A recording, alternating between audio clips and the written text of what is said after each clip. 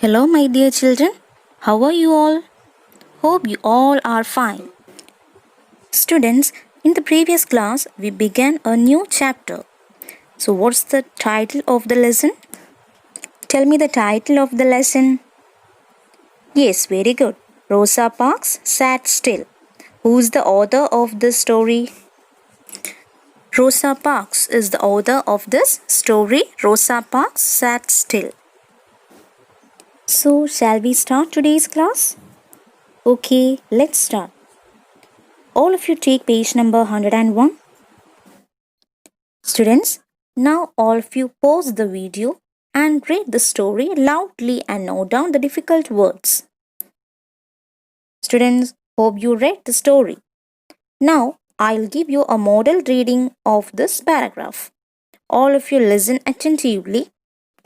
On December 1st, 1955, Rosa Parks refused to move and this transformed a million lives. Rosa Parks had been working all day. Work had been heavier than usual. At the end of the day, there was only one thought in her mind. She wanted to sit down, but it was getting late and everybody was going home. Rosa walked to the bus stop and got on a bus. There were many vacant seats. She paid her fare and sat down in the nearest seat. The bus was nearly empty. Rosa felt grateful.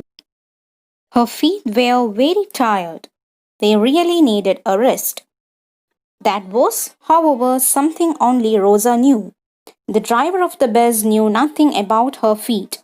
He did not even know her name, but he saw that she was not white. She was a black passenger, and that, he thought, was all he needed to know about her. But he was making a mistake. It was a mistake that cost his company a lot of money. Now, shall we go through some new words and their meanings? Refuse means not willing. Transform, make a change. Heavier, difficult. Vacant means empty. Fare, charge for transport. Grateful means thankful. Students, now I'll give you the explanation of this paragraph.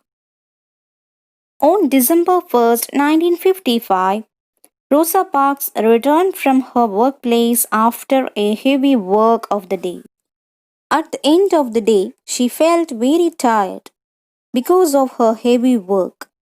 So she wanted to sit down. At that time, everybody was going home. Then Rosa walked to the bus stop and got on a bus. There were many vacant seats in that bus.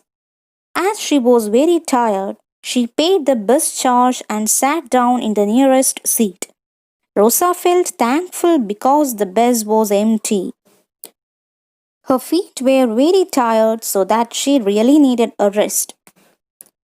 Rosa had pain on her feet, but the driver of the bus didn't know her name and about her pain. But he knew that she was not white and she was a black passenger. But he thought that he needed to know about her as she was black. But it led the company to a loss. Students, hope you all understood this paragraph. So, shall we move on to the next paragraph? Our story begins in America in a town called Montgomery. Rosa was an ordinary woman with a job in a dressmaker's shop. The day was an ordinary working day. It was the first day of December in the year 1955. Rosa had a loving family. She envied nobody. Her manners were mild. She spoke in a quiet, soft voice. She always obeyed the laws of the country and broke no rules. But in those days, not all laws and rules were fair. That day, when Rosa sat in that seat on that bus, she had no thought of breaking any rule. It happened before the bus started. When the warning bell rang, passengers rushed in. Many of them were white Americans. Each time a white passenger climbed into the bus, a black passenger got up from a seat and moved away. Students, Now, shall we discuss the new words and their meanings? Envy means dissatisfaction. Mild, gentle. Fair means good. Warning, giving notice to. Rush, go or come with great speed. The story took place in America in a town called Montgomery. Rosa was a usual kind of woman with a job in a dressmaker's shop. It was a working day. It was the first day of December in the year 1955. Students, the next paragraph starts by telling about her family. Rosa's family was a loving family. Rosa didn't feel envy to anybody. She had a gentle manner. She spoke in a soft voice and she didn't break the rules of the country. But all laws and rules were not good at that time. Rosa didn't think of breaking any law in the country. When the warning bell rang, the passengers rushed in the bus. Many of the passengers were white Americans.